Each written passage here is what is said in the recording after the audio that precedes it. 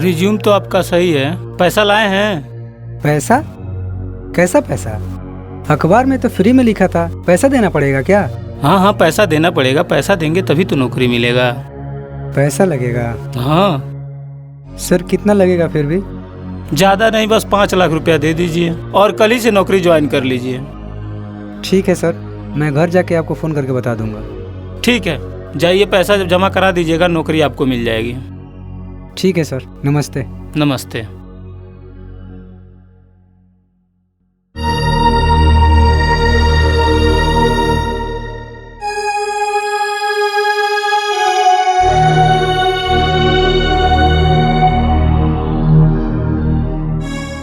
ए राजू भैया, ए राजू भैया। हाँ बोला भैया, का कहता ल?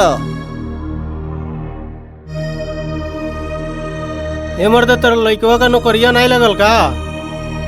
ना मर्दे, का बताई, हर जगह ये पैसा खेल बा। नौकरी ना मिलल तो का भइल? कोई तो कोनो काम धंधा करे का? ये ऑफिस वो ऑफिस घूमता।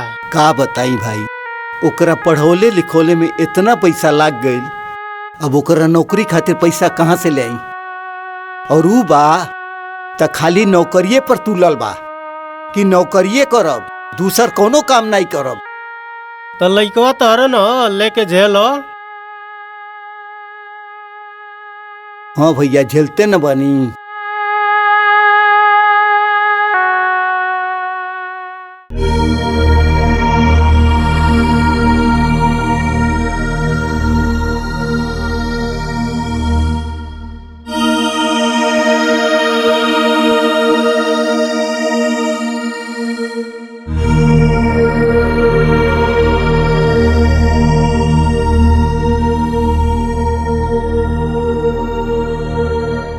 बहू, ए बहू। जी बाबूजी।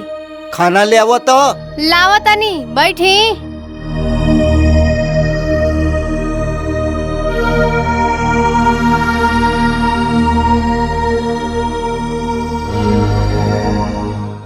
बहू, ई कलेक्टर साहब कहाँ बानो? गइल बानी इंटरव्यू देवे। अच्छा, इंटरव्यू देवे गइल बानो।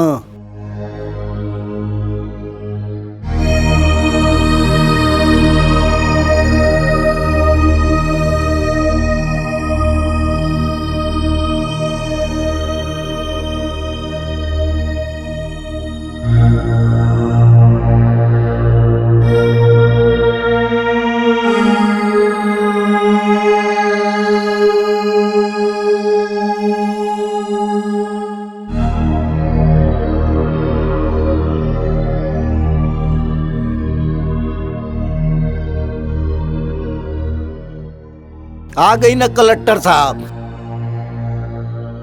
खाना ले आवा हो। ले आवा खाना, कोडनी कह के आइल बना न, खिया दे इनके भरपेट। ले आओ ना, का मुँह देखा तड़ू।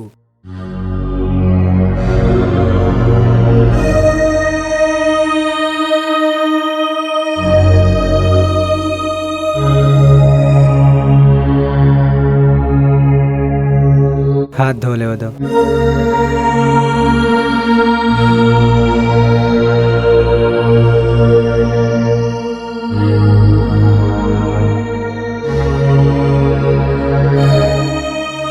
सुनी ना, काहे ना कोनो काम धंधा खोए तनी, का नौकरी के चक्कर में पड़ल बनी। अब तू हमके लेक्चर मत सुनाओ, चुपचाप खाए दो। हाँ हाँ, खा लो।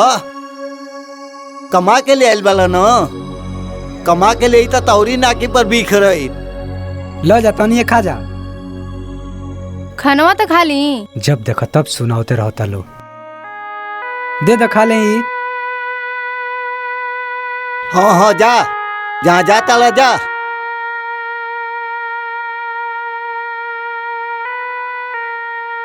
टेंशन न ला बहू, वो शाम तक वापस आ जाइए। हाई खाना उठा कर रख दो।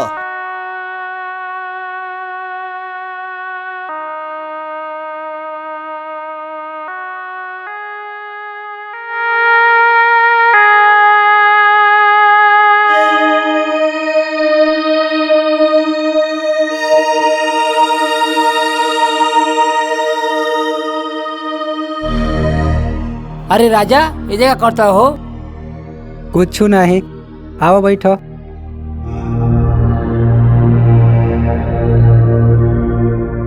तू तो खूब छापताड़ो। सुननी तार नौकरी लाग गइल बा। हम ही बेरोजगार भटकतानी। ना मरते कहाँ था पता नहीं। वो तो पापा का दुकान बा, अब वो हम संभाला था नहीं। तू बताव, तार कहीं नौकरी लागल कि ना? तार तो बाबूजी ज्यादा तक पढ़ रहा है। ए मर्दवा, ये जमाना में अगर खाली पढ़ाई लिखाई पर नौकरी मिली तो हम आई डीएम कलेक्टर रहती। जाना तड़ो, ये जमाना में पढ़ाई लिखाई के कम वैल्यू बा, एक और ज्यादा वैल्यू बा। क्या ही कहा तड़ा राजा, एगो काम करो ना। का बोलो? एगो मेरी जोत के बर्फ का फैक्ट्री बा, कहो तो बात करी। तार में 1 रुपया लागी नहीं।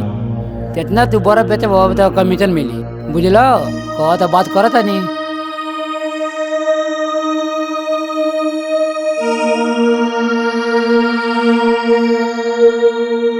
सोचो मत, कोनो काम छोटा ना होला।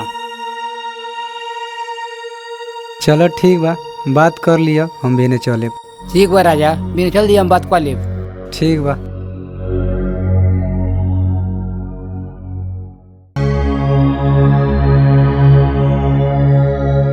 ए बर्फ ले लो, बर्फ।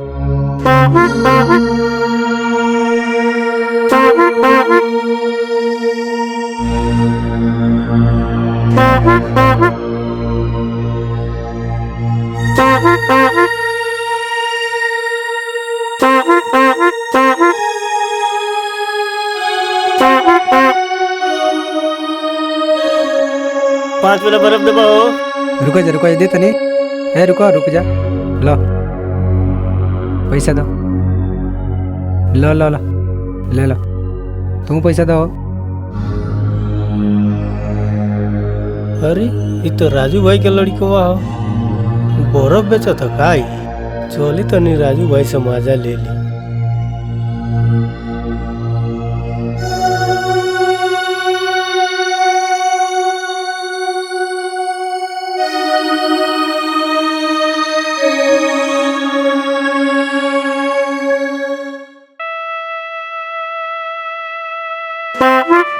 ए बर्फ ले लो, बर्फ।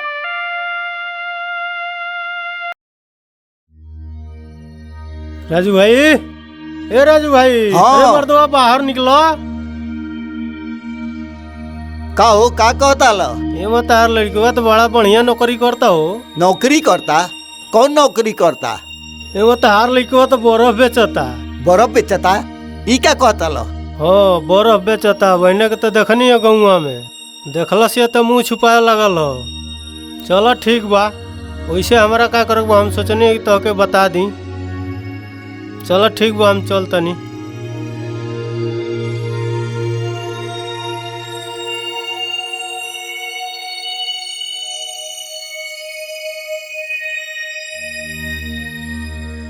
ए सुना है ने आओ पहले।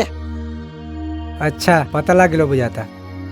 हाँ, तोहरा के यही दिने खातिर पढ़ौले रहनियो कि तू बर्फ बेचता लो। तो का करी?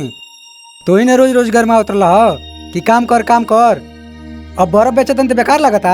तो हम तोहरा के बर्फ बेचे के कहत रहनियो। तू तो हमार नाव गांव जवार में मिट्टी में मिला दे वाला। तो का करी? कौन काम करी? कहाँ से नौकरी लाई हम? धैले बड़ा पैसा।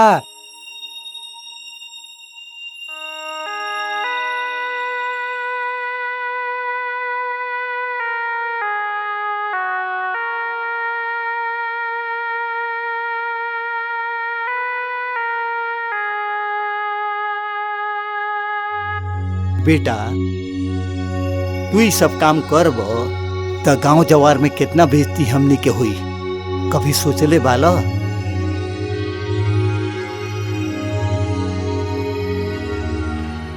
बाबूजी, जौने ऑफिस में जाइल जाता, कोनो कंपनी में जाइल जाता, वो जा डिग्री नहीं खसो मांगत, पहले ही पैसा मांगत सो कि इतना पैसा ले आओ तो नौकरी मिली।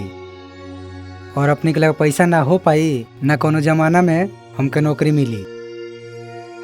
ओई के मारे हम बर्फ बेचत रहनी है। सुनी ना, हाँ बोलो। पापा हमार कोनो कंपनी में बात कइले बानी, हईली नंबर भी बतिया के चल जाए।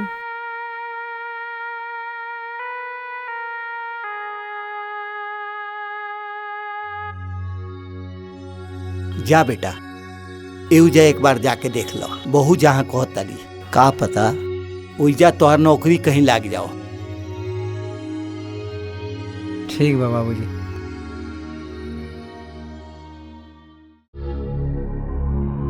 मे I come in sir? Yes coming. Thank you sir. Sit down. Sir आपसे कल बात हुआ था फ़ोन पे। अच्छा, आप ही से बात हुआ था? जी sir. Give me your biodata.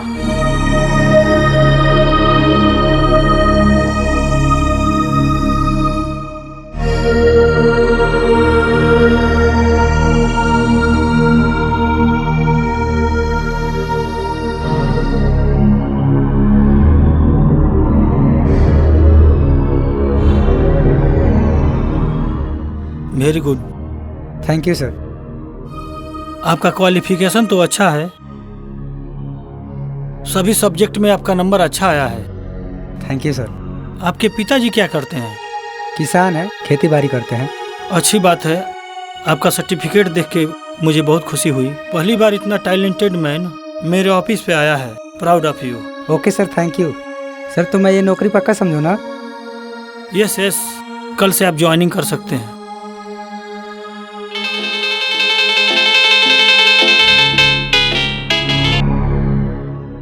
Hello.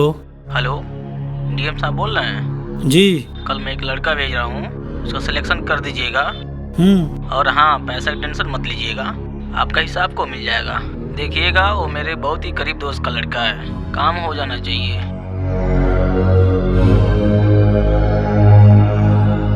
Sorry, आप अनसेलेक्ट हैं। आप अपना कहीं जॉब और देख लीजिए, मेरे पास जगह नहीं है।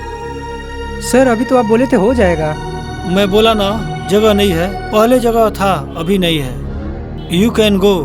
सर ऐसे कैसे कर सकते हैं आप? हमको लगता है और लोगों की तरह आप भी बिक गए।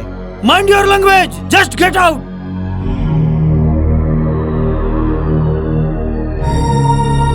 पता नहीं कहां से आ जाते हैं सब दिमाग खाने के लिए। बहू, हाँ बाबूजी। आज लागत बाबू के नौकरी लाग गइल बा, यही से बाबू के बहुत लेट हो गइल बा। हमरो तो ये लगा था बाबूजी कि वहाँ के नौकरी लाग गइल बा। बस जल्दी से आजा, खुशखबरी सुना दे। बाबू आ गइलो, कब से इंतजार करता नी के हमनी के। काहे लेट भइल बाबू? अरे मिठाई ले आइल बाला, एकर मतलब तोहर नौकरी लाग गइल बा बुझाता। तब तक बड़ी खुशी की बात बा। ला बाबू, पहले तू ही खा। हमरे लड़का के नौकरी लग गई, बड़ी खुशी के बात बा। ला बहू, तू खा, हमऊ खा ली। अला रखा बहू। बाबूजी कम में खाई ना तो शुगर बढ़ जाई। कोनो बात नहीं, लड़का खुशी के बात बा। शुगर बढ़े तो बढ़ो, बाबू के नौकरी तो लग गई। आज बाबू हमार सर गर्व से ऊंचा कर देले बानो। हाँ हाँ बाबूजी, सही कहतनी।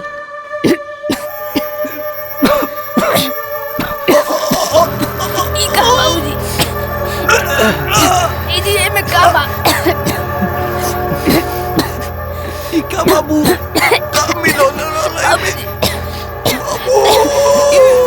बाबूजी काम हो गइल।